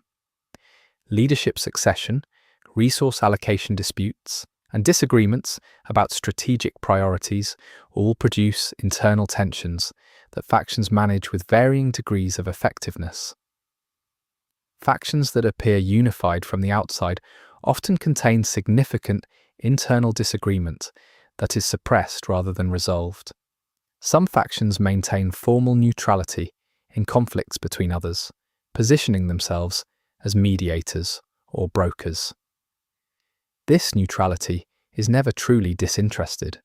Factions that broker peace between others accumulate influence and goodwill that has real political value, but the mediation role also requires a kind of consistency that constrains the neutral faction's own strategic options, and this constraint is a real cost. The relationship between factions and the raiders who operate in their territory is one of the more nuanced political dynamics in the game. Raiders are not simply faction assets. They have their own networks, their own loyalties, and their own economic interests that do not always align perfectly with faction priorities. The most capable raiders are in high demand across faction lines, and their willingness to work across those lines gives them a degree of independence that purely faction-based actors do not have. Faction membership is not always voluntary in any meaningful sense. People born into a faction community have limited practical options for leaving, regardless of how the faction formally describes its membership policies. The gap between formal voluntarism and practical constraint is one of the ethical tensions that the game's law presents without resolving. Some factions have developed formal diplomatic relationships with each other, including negotiated agreements about salvage rights, tunnel access, and mutual defense. These agreements are not always honored, and the mechanisms for enforcing them are weak compared to what pre-Ark legal institutions could provide. The fragility of interfaction agreements is one of the persistent features of underground political life. The question of how factions should relate to independent raiders and unaffiliated communities is one that different factions have answered differently. Some attempt to absorb or co-opt independent actors. Others treat them as resources to be contracted. And some view them primarily as security risks, people whose loyalties are uncertain and whose surface activity cannot be fully monitored or controlled. Factions that have been established for multiple generations carry the specific challenge of institutional memory. The founders who made the original strategic decisions are gone, and the logic behind those decisions is not always preserved along with the decisions themselves. Factions that follow rules they no longer fully understand are making a bet that the original logic was sound, and that bet is not always correct. Chapter 7. The surface itself. The surface of Ark Raiders is not a backdrop. It is a character, with its own internal logic, its own history, and its own ongoing story that proceeds independently of what the underground communities do or do not do. Understanding the surface requires treating it as a dynamic system rather than a static setting. The weather on the surface has been affected by Ark activity in ways that are not fully understood. Temperature patterns, precipitation, and atmospheric conditions in areas of heavy Ark modification differ from what pre-Ark climate models would predict for those regions. Whether this is a direct consequence of Ark operations or a secondary effect of the surface modifications is unclear, but the practical implications for raiders are significant. The plant life that has survived or adapted to post-Ark surface conditions is one of the more quietly remarkable aspects of the game's environmental storytelling. Some species have disappeared entirely from heavily modified zones. Others appear to have adapted to Ark-altered conditions in ways that suggest the surface ecosystem is not simply dying, but reorganizing around new parameters. Animal life on the surface occupies a complicated position in the world's ecology. Some species have been eliminated from Ark-active zones. Others appear to have adapted behavioral patterns that reduce their intersection with Ark machine activity, and some appear to interact with Ark machines in ways that are not aggressive, but are also not clearly understood. The surface is not a dead world, it is a changed one. The ruins of pre-Ark structures on the surface are not uniform in their state of preservation. Some have been heavily modified or partially incorporated into Ark constructions. Others have been left almost entirely untouched, and some appear to have been selectively preserved in ways that do not follow any obvious pattern of Ark operational logic. The variation in preservation state is one of the more information-rich features of the surface environment. Experienced raiders have noted that certain surface locations feel different from others in ways that are difficult to articulate. Some areas produce a quality of alertness or unease that is not explained by the visible presence of Ark machines. Whether this reflects some form of Ark environmental modification that affects human perception, or simply the pattern recognition of experienced surface travelers, identifying subtle threat indicators below the level of conscious awareness, is not resolved. The seasonal variation on the surface is something that underground communities track carefully for its practical implications. Ark machine activity patterns appear to shift with seasonal changes in ways that create windows of relative advantage for raiders at specific times of year. The communities that have mapped these seasonal patterns most accurately have measurably better raid success rates. Some surface zones show evidence of what can only be described as Ark experimentation, areas where multiple different types of modification are visible in close proximity, where the logic of what the Ark is doing seems less coherent than in other zones, suggest locations where the Ark's process is either in an early or transitional phase. These zones are among the most dangerous and the most scientifically interesting on the surface. The acoustic environment of the surface has been altered by Ark activity. The sounds that Arc machines produce, the modifications to surface structures, and the changes to natural terrain features have combined to create an acoustic landscape that is distinctive and navigable for experienced raiders.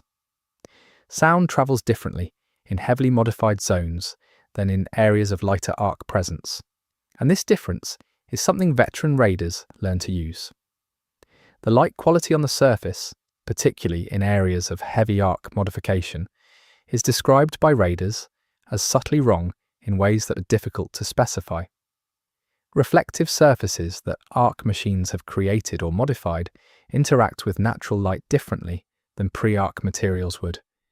The visual environment of the surface is recognizably the same world, but filtered through changes that accumulate into something that feels categorically different from what the pre-Arc world would have looked like. Some surface locations have become de facto raider landmarks, points of reference that have acquired names and informal significance beyond their practical utility as navigation aids. These named locations are part of the shared cultural geography of the raider community, and knowing them is one of the markers of belonging to that community rather than being a newcomer to it. The relationship between surface geography and Arc machine distribution is not random. Arc machines are denser in some areas and sparser in others, and the pattern of that distribution reflects the priorities of whatever the Arc is doing rather than simple territorial coverage. Raiders who have developed good intuitions about Arc distribution geography have a significant practical advantage over those who treat machine presence as unpredictable. There are surface locations that appear to be in a state of active Arc transformation, where the process of modification is visibly ongoing rather than complete. These locations are among the most dangerous on the surface because they concentrate Arc machine activity and because the physical environment is itself unstable. But they are also among the most informative because observing the transformation process in progress provides evidence about Arc methods and priorities that completed modifications do not. The sky above the surface is different from what it was before the Arc. This is one of the details that raiders describe to underground community members who have never seen it, and it is one that non-raiders find difficult to fully imagine. What exactly is different about it, whether this reflects atmospheric changes, Arc aerial activity, or something else, is described differently by different raiders. But the consistency of the observation that something about the sky has changed is itself significant. Chapter 8. What the game doesn't say. The most important law in Arc Raiders is the law that is not there. The gaps, the silences, and the unresolved questions are not accidents or omissions.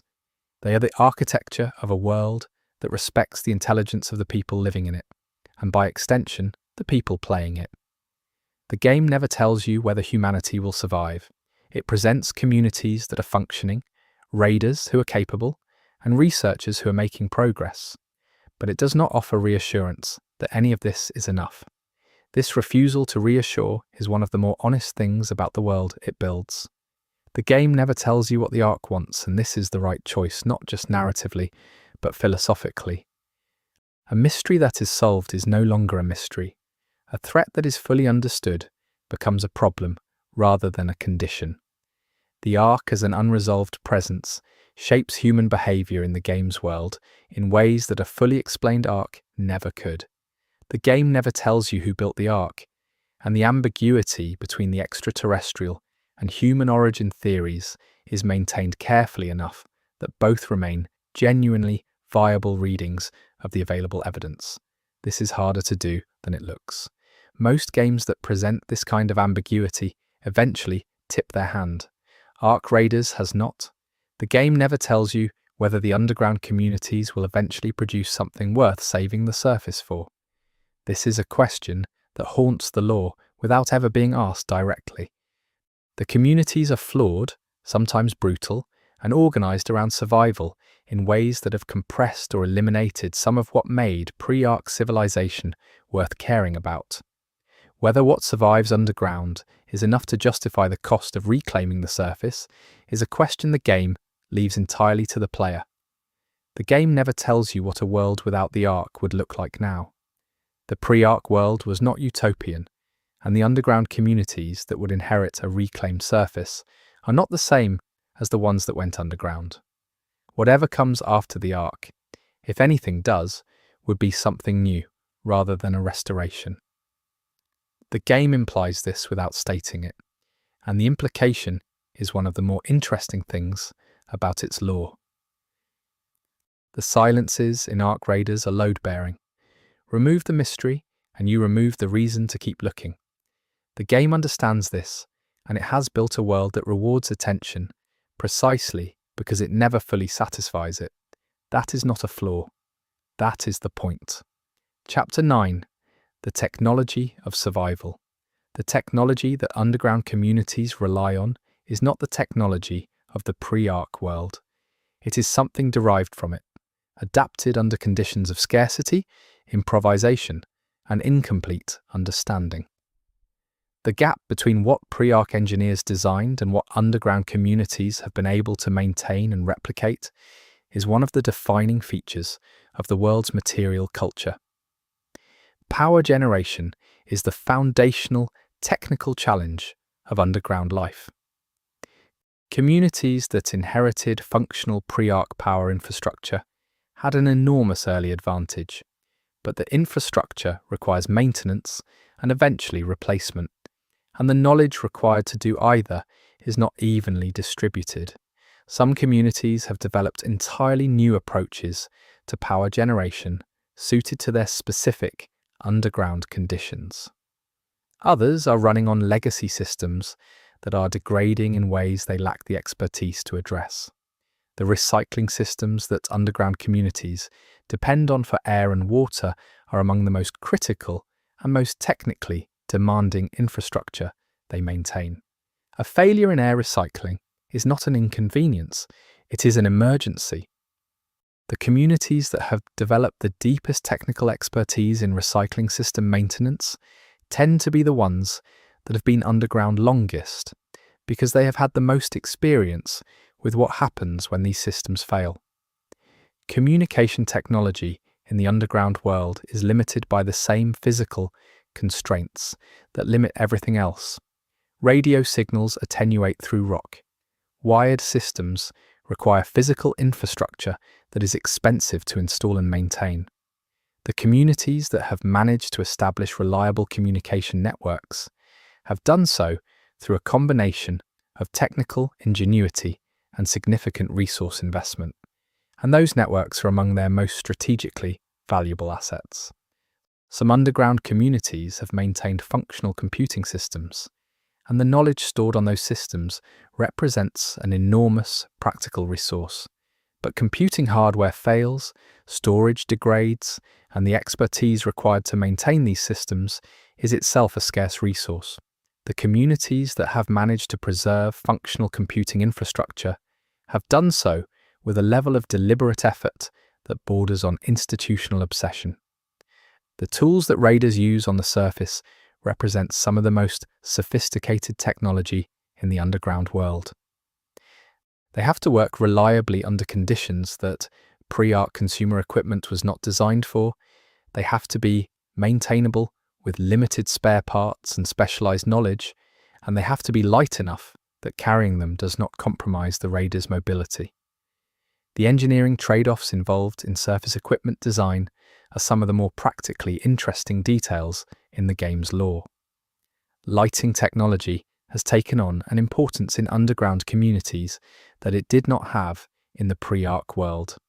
The psychological impact of lighting quality on people living without access to natural light is significant and well understood by underground community planners. Communities that have invested in good lighting infrastructure report measurably better psychological outcomes than those that have prioritized other uses for the same power budget. Some underground communities have developed medical technology that goes beyond what they inherited from the pre-Ark world. Necessity has driven innovation in areas where underground conditions produce health challenges that pre-Ark medicine did not specifically address. The communities at the frontier of underground medical knowledge are doing something that could genuinely be called research, developing new knowledge rather than simply applying inherited knowledge. The weapons that raiders carry are a specific category of technology that underground communities approach with deliberate care.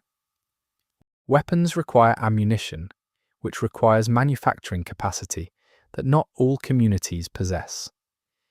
They require maintenance expertise, and they represent a form of resource investment that has to be justified against competing needs. The weapons culture of different raiding communities reflects their specific resource situations as much as their tactical philosophies. Agricultural technology in underground communities has evolved significantly from its pre-arc baseline. Hydroponic systems have been redesigned around available materials rather than optimal ones. Lighting systems for plant growth compete with other power demands, and the specific nutritional requirements of people living without natural sunlight have shaped which crops are prioritized.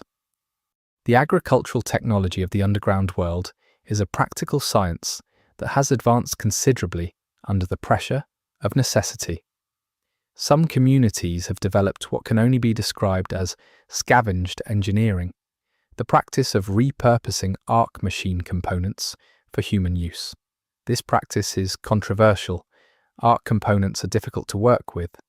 Their behavior is not fully predictable, and some appear to continue their self-modification process even after being removed from ARC machines and incorporated into human-built systems. But the material properties of ARC components are sufficiently superior to available alternatives that the practice persists despite the risks. The manufacturing capacity of underground communities is one of the most significant constraints on their development. Some things can be made underground with available materials and knowledge. Others require surface materials, specialized equipment, or expertise that has been lost. The boundary between what can be made and what must be salvaged defines the economic and strategic situation of each community in fundamental ways. Navigation technology for surface operations has been a consistent area of innovation in raiding communities. Pre-ARC GPS systems are not reliable in a world where ARC activity has affected the infrastructure they depended on. Magnetic compasses work, but the magnetic environment in some heavily modified zones is anomalous in ways that reduce their reliability. The navigation systems that experienced raiders actually use tend to be hybrid approaches that combine multiple methods and rely heavily on memorized environmental knowledge. Some communities have developed early warning systems for ARC machine activity near their underground boundaries. These systems vary in sophistication, from simple acoustic sensors to more complex detection arrays that attempt to characterize the type and number of ARC units in the vicinity. The communities with the most sophisticated early warning systems have measurably better response times to surface incursions and measurably lower rates of underground boundary incidents. The preservation of technical knowledge is itself a technical challenge that underground communities have addressed with varying degrees of success. Printed materials degrade, digital storage fails, human memory is unreliable and non-transferable in its raw form. The communities that have developed the most effective knowledge preservation systems tend to treat them as critical infrastructure rather than as a cultural nicety, which is exactly what they are. Chapter 10. The human cost everything in ARC Raiders ultimately reduces to this. The world that the game builds, with all its factions and machines and lore and environmental storytelling, is a frame for a fundamentally human story about what people do when the conditions of normal life are removed and survival becomes the organizing principle of every decision. The grief that underground communities carry is not simple or uniform. There is the grief for specific people lost, to the ARC, to the underground itself, to the particular cruelties that survival conditions impose. And there is a larger less personal grief for the world that was, for the version of life that most underground adults remember, and most underground children know only as a description. Both forms of grief are present in the lore, and neither is treated as resolved. The children born underground in Ark Raiders have never seen open sky. This single fact, which the game presents through environmental details and audio logs rather than direct statement, carries more weight than almost any other detail in the lore. What it means to grow up in a world where the sky is a story rather than an experience, where the surface is simultaneously the source of everything you need and the most dangerous place you can go, shapes a generation whose relationship with the world above is categorically different from that of their parents. The cost of raiding is not only the raiders who do not come back, it is also the raiders who do. The people who return from extended surface operations carry their experience in ways that are not always visible and not always understood by the communities they return to. The gap between what a raider has seen and done and what their community can comprehend is one of the more quietly painful dynamics in the game's world. Loneliness is a specific and under-addressed problem in underground communities. Dense living conditions do not prevent loneliness. They can intensify it, because the gap between physical proximity and genuine connection is made more visible when physical separation is not an option. Communities that have developed strong social infrastructure tend to address this not by forcing connection, but by creating conditions where genuine connection is more likely to occur. The question of meaning is one that underground communities address through their various cultural, religious, and philosophical frameworks, and none of those frameworks are fully adequate to the situation. The pre-Ark world had meaning structures built over centuries of relative stability.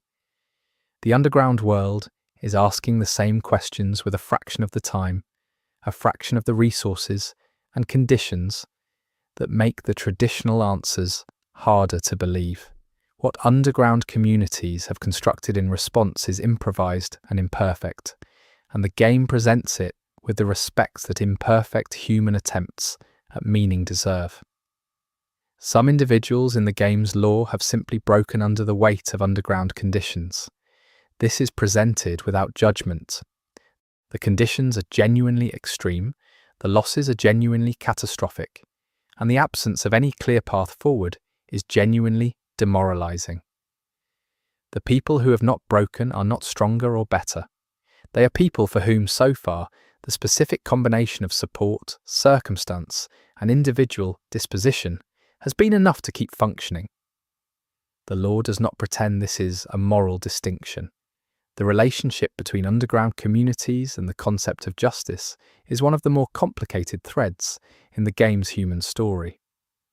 Pre-Ark justice systems were built on assumptions about institutional continuity, resource availability, and social scale that do not apply.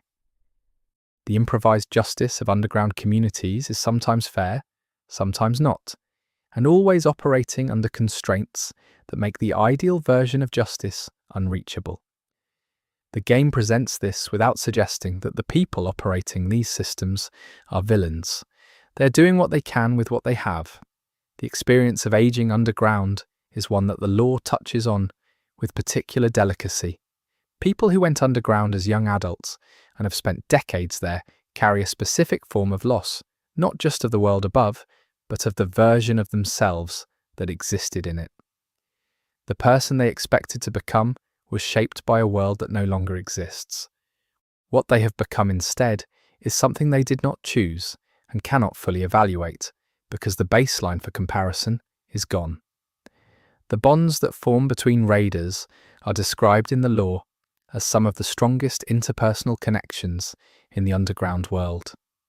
This is not romanticism about danger. It is a practical observation about what shared extreme experience does to relationships. People who have navigated the surface together, who have made decisions under pressure that affected each other's survival, who have witnessed each other at the limits of capability and composure know each other in a way that is not easily replicated in safer conditions. The underground communities of Ark Raiders are, in the end, an argument about human resilience that does not tip into sentimentality. They are not noble, they are not pure, they make bad decisions, they treat each other badly sometimes, and they carry all the ordinary human failures into conditions that make those failures more expensive. But they persist, they build, they maintain something that could plausibly be called civilization, under conditions that could plausibly be called impossible. The game does not tell you whether that is enough.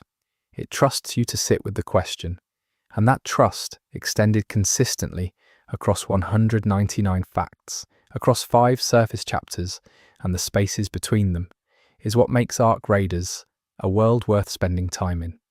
Not because it answers anything, but because it asks everything and means it.